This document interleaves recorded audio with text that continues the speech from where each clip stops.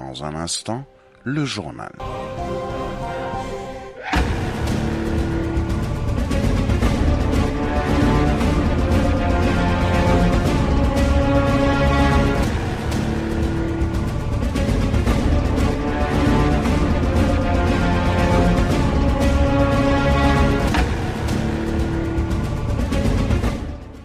Il est 7h sur l'ensemble des réseaux synchronisés de Solo Média, le journal.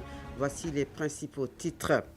Le service de production des cartes nationales d'identité est momentanément suspendu. La direction de l'autonomisation des fichiers DAF parle d'un incident constaté dans leur système. La DAF rassure cependant que toutes les mesures sont prises pour rétablir la situation dans les meilleurs délais et que l'intégrité des données personnelles des populations demeure intacte. En ce moment, le président de la République continue sa tournée économique dans le sud-est du pays. Il a visité hier l'Université du Sénégal oriental et la gare ferroviaire. Le député et président du parti Jël Li Ñu Moom, les nationalistes, attirent l'attention des autorités sur l'existence de réseaux faussaires opérant au Sénégal. Tahirou Sarr, qui était face à la presse hier, estime que ces réseaux seraient à l'origine des milliers d'actes d'état civil délivrés de manière illégale. Et puis le torchon brûle entre le bureau syndical de l'Institut national de pédologique affilié à la synthèse et la direction générale de l'Institut. Les travailleurs dénoncent avec énergie les dysfonctionnements graves qui portent atteinte aux droits des agents et au bon fonctionnement de la structure et la précarité des conditions de travail. L'Inter, le sport et la revue de la presse mettront un terme à ce journal.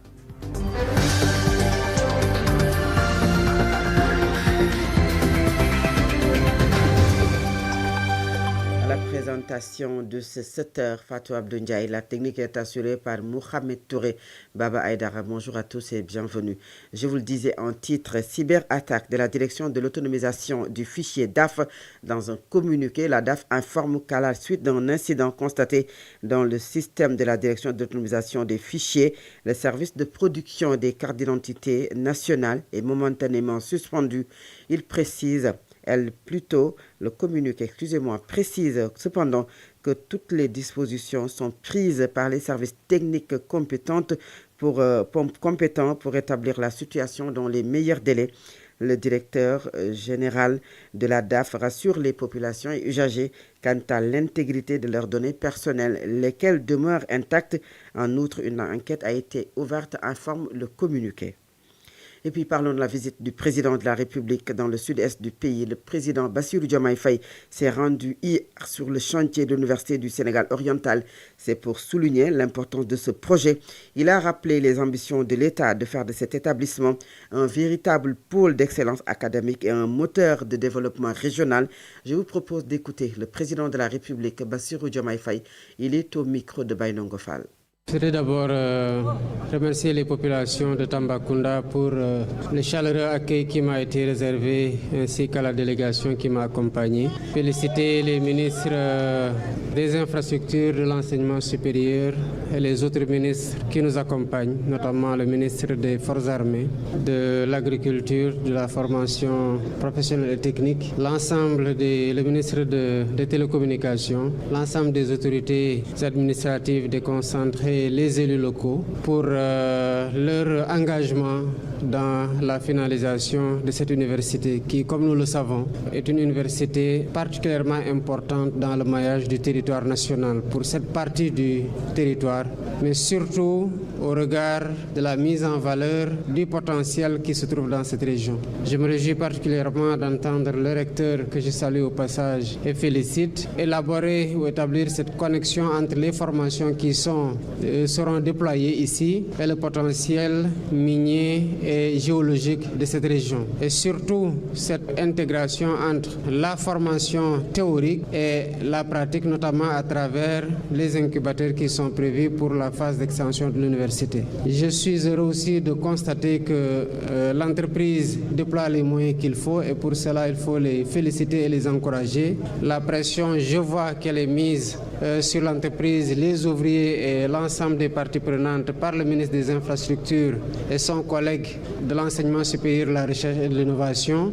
Mais nous saluons ce que nous avons vu ici et c'est sur cette dynamique-là qu'il faut continuer, maintenir le rythme au besoin, accélérer la cadence, étant entendu que l'État accompagnera bien évidemment sur tous les plans pour permettre que l'entreprise soit dans les conditions optimales de délivrer à la date qui est convenue, à savoir la date rapprochée d'octobre 2026 pour correspondre à la rentrée scolaire, à la rentrée universitaire. Après sa visite à l'université orientale, à l'université du Sénégal oriental, le chef de l'État a fait un crochet à la gare ferroviaire de Tambacounda. Sur place, il a insisté sur l'importance de relancer l'activité ferroviaire, rappelant que le rail constitue un véritable pilier économique pour la localité et un vecteur de désenclavement des territoires. Le président de la République, Bassirou Diomaye Faye, est toujours au micro de Baïnongo Fall. Je sors de cette visite rassuré qu'il ne faut pas considérer que c'était un projet qui soit au-dessus de nos possibilités. Bien au contraire, avec 27 milliards, nous avons réussi déjà à faire quelque chose de totalement merveilleux en termes de relance de cette activité, mais surtout d'opportunités d'activité économique pour les localités qui sont traversées par le chemin de fer comme on l'a connu au moment de l'essor de cette activité dans ce pays. Très tôt dans la période coloniale, les autorités qui étaient là avant l'indépendance avaient compris la nécessité de désenclaver pour permettre que l'activité économique à travers les différents pôles, les productions puissent sortir et aller vers le port, en tout cas au niveau des chaînes industrielles. Le président Senghor, au début de notre indépendance, a travaillé à ce que nous ayons des entreprises de transformation, des industries de transformation de cette production dans les différents pôles économiques. C'est sur cette voie dont il ne fallait jamais sortir que nous sommes aujourd'hui. Et j'ai instruit au ministre des Infrastructures, mais aussi particulièrement au ministre des Transports terrestres aériens, de mettre au point de priorité absolue la relance de l'activité ferroviaire au Sénégal, notamment sur cette première voie. Étant entendu que l'ambition, c'est dans un premier temps de réhabiliter, de relancer l'activité ferroviaire, mais dans un deuxième temps, et c'est vraiment dans le moyen terme, c'est de construire une voie standard qui permettra de désenclaver toutes les localités traversées. Et ça, c'est un projet à l'échelle nationale pour que nous puissions à la fois faire du transport de fret, mais aussi du transport de voyageurs et développer des chaînes logistiques à travers notamment le projet de port sec que nous avons dans la zone de Tambacounda. En économie, une délégation de haut niveau du groupe de la Banque mondiale est attendue au Sénégal du 5 au 13 février. C'est pour une mission officielle visant à renforcer le partenariat stratégique avec les autorités sénégalaises, conduite par le vice-président pour l'Afrique de l'Ouest et du Centre, Ousmane Diagana. Cette visite s'inscrit dans le cadre de l'alignement du nouveau cadre de partenariat pays avec les priorités de la vision Sénégal 2050, tout en explorant de nouvelles opportunités de mobilisation de ressources et d'impact au bénéfice des populations. Mariam Sodendiaye. Une délégation du groupe de la Banque mondiale est attendue au Sénégal du 5 au 13 février, conduite par le vice-président pour l'Afrique de l'Ouest et du Centre, Ousmane Diagana. La délégation aura pour objectif de renforcer le partenariat stratégique entre la Banque mondiale et le Sénégal, notamment dans le cadre de la mise en œuvre de la vision 2050. Les discussions porteront sur l'alignement du nouveau cadre de partenariat pays avec les orientations stratégiques de la vision 2050, l'optimisation du portefeuille de programmes et la mobilisation de ressources additionnelles. La délégation lancera également le pacte AgriConnect Sénégal, une initiative destinée à transformer les chaînes de valeurs agricoles et à promouvoir la création d'emplois décents. La délégation rencontrera les plus hautes autorités du pays, dont le président de la République Bassirou Diomaye Faye, le Premier ministre Ousmane Sonko. Le portefeuille de la Banque mondiale au Sénégal s'élève à 3,8 milliards de dollars. Point clé de la mission, renforcement du partenariat stratégique entre la Banque mondiale et le Sénégal, l'alignement du cadre de partenariat pays avec Vision 2050, lancement du pacte AgriConnect Sénégal, mobilisation des ressources additionnelles, mais aussi rencontre avec les autorités sénégalaises et les partenaires techniques et financiers.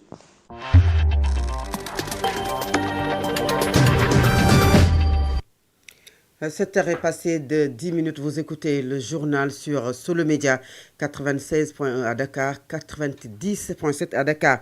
Et puis le député Tahirou Sarr dépose une proposition de loi sur la criminalisation de la fraude à l'état civil. Le président du parti, Djeli Lunumom, les nationalistes, interpelle les autorités à mettre en place des mécanismes pour traquer et sanctionner les auteurs. Tahirou Sarr était face à la presse hier après-midi. Je vous propose de l'écouter au micro de Khalifa Babacar Fall.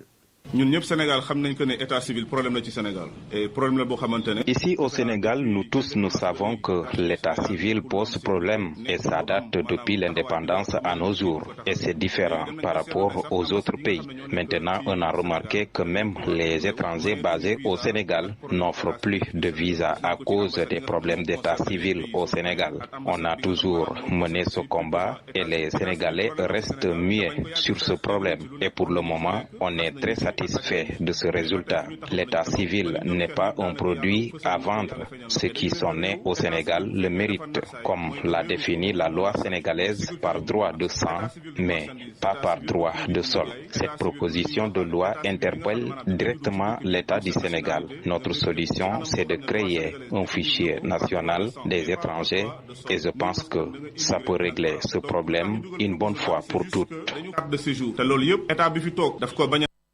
Et toujours face à la presse, Tahirou Sarr a également dénoncé le bradage du foncier au profit des étrangers. Le président du parti, Djeli Lunumom, estime que le gouvernement du Sénégal doit interdire cette pratique.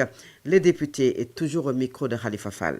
Étrangers yi am nañ fi place am nañ fi droit mais à la kulli ali am nañ droit am carte de séjour fii am nañ droit bindu am nañ droit participer ci économie dëkk bi mais amuñu droit am suuf ci dëkk bi. Les étrangers ont le droit d'avoir la carte de séjour mais ils n'ont pas le droit d'avoir de titre foncier dans le pays. La terre appartient aux Sénégalais et je pense que les autorités religieuses coutumières sont tombées d'accord sur ça. Un pays doit préserver ses terres pour préparer l'avenir. J'ai adressé aussi une question écrite au gouvernement, précisément au Premier ministre, sur l'assiette foncière de Diamniadio, qui a engendré plus de 1700 milliards de francs CFA depuis 2014. Et je pense qu'il y avait des problèmes que les autorités doivent tirer au clair. Depuis 2014, ba légui engendré na plus de 1700 milliards yo xamné tour nañ ko Diamniadio. Té ba légui kenn waxuñu waxu audit, té ba ñuy ñëw nguur bi fi nek dañoo diggoon auditer yenn.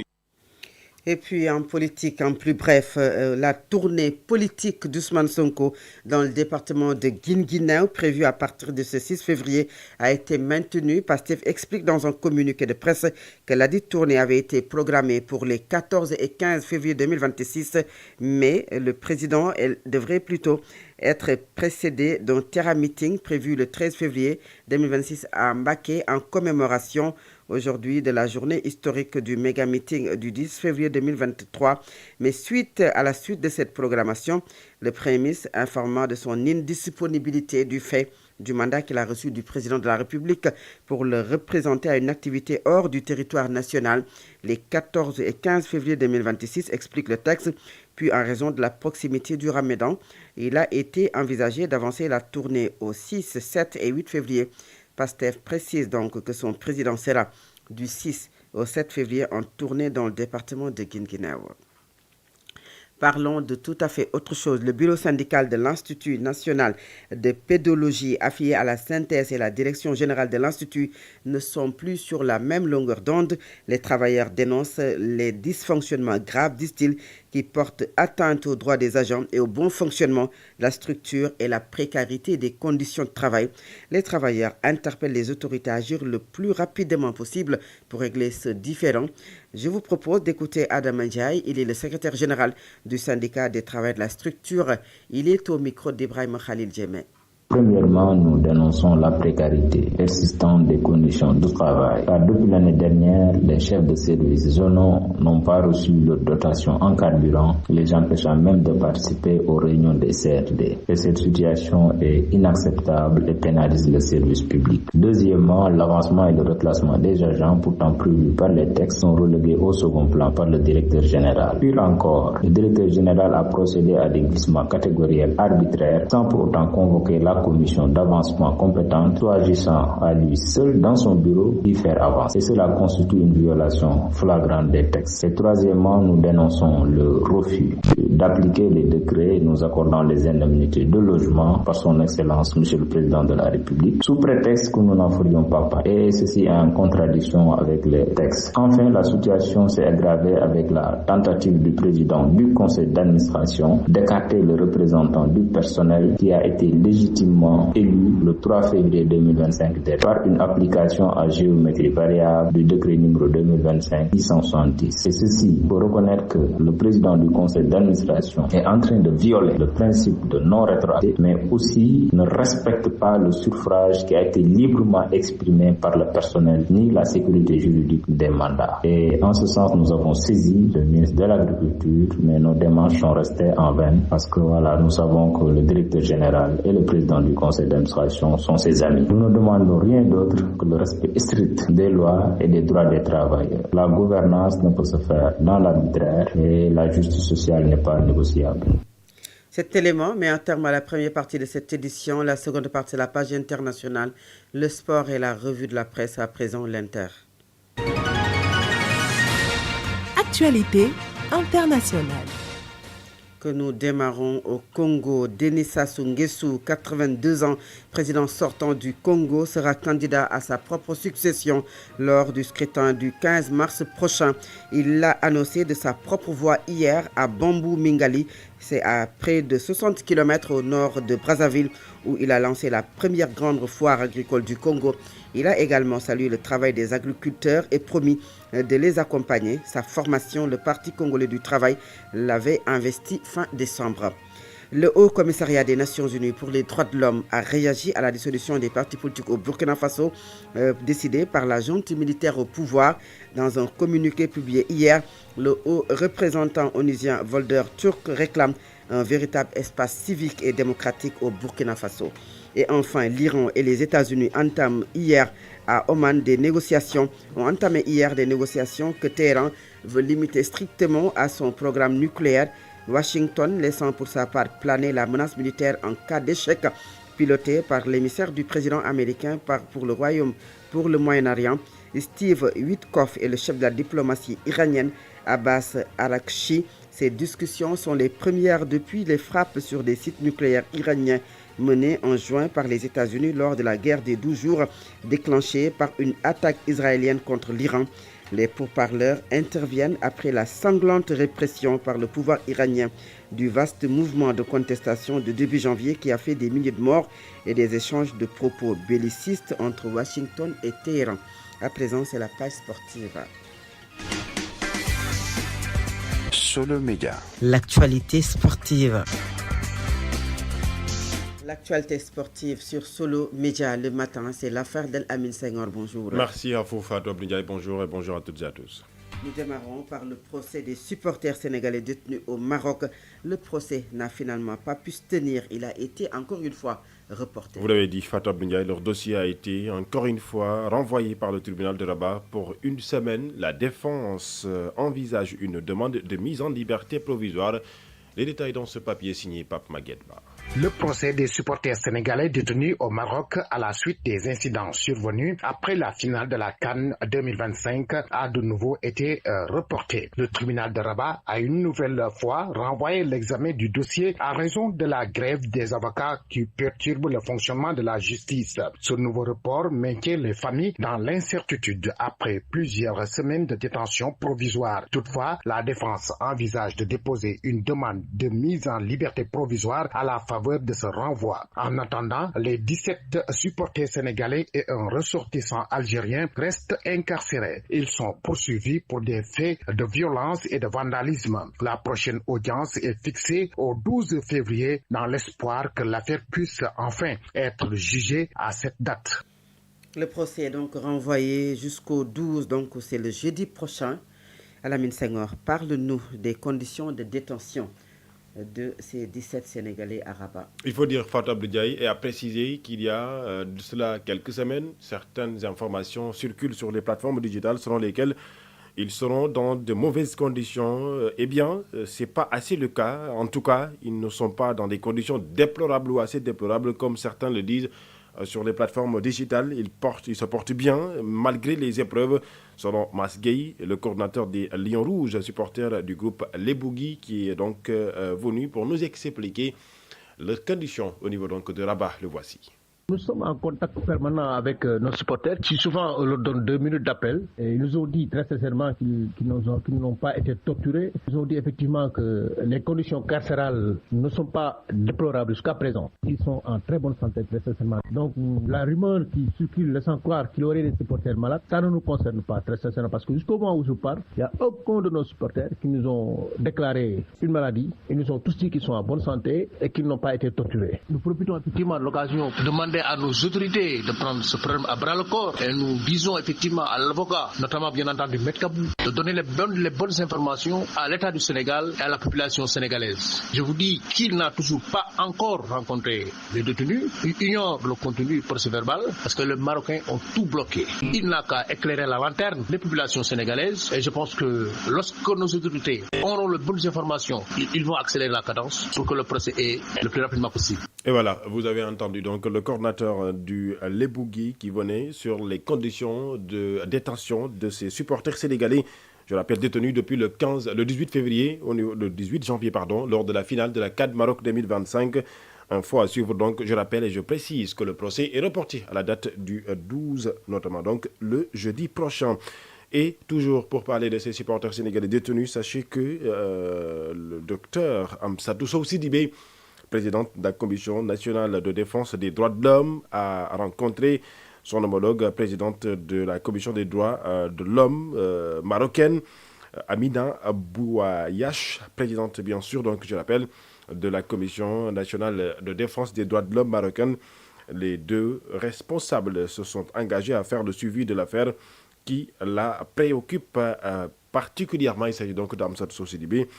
Elle a donné l'information à travers un communiqué qui nous est parvenu. En Coupe de France, Fatou Abdou, Strasbourg élimine l'AS Monaco, 3-1 de Crépin Diatta et de Lamine Camara en 8e de finale. Le tableau des équipes qualifiées donc en quart de finale pour la Coupe de France est complété par Strasbourg. Sachez que les championnats européens reprennent service dès ce soir. Par exemple, en France, l'équipe de Metz jouera contre Lille. Metz, où je précise que le jeune Sénégalais Cheikh Tidiane Sabaly a quitté donc Hellas Vérone en Italie, fera face à Pissas SC. Et en Liga espagnole, ce sera donc le début de la 23e journée. Celta Vigo jouera contre Osasuna en Angleterre également. Il y aura un match, donc ce sera le début de la 25e journée, puisque Leeds United défiera Nottingham Forest, et en Ligue des champions africaine aussi, il y en aura des matchs. Aujourd'hui, nous reviendrons sur le programme officiel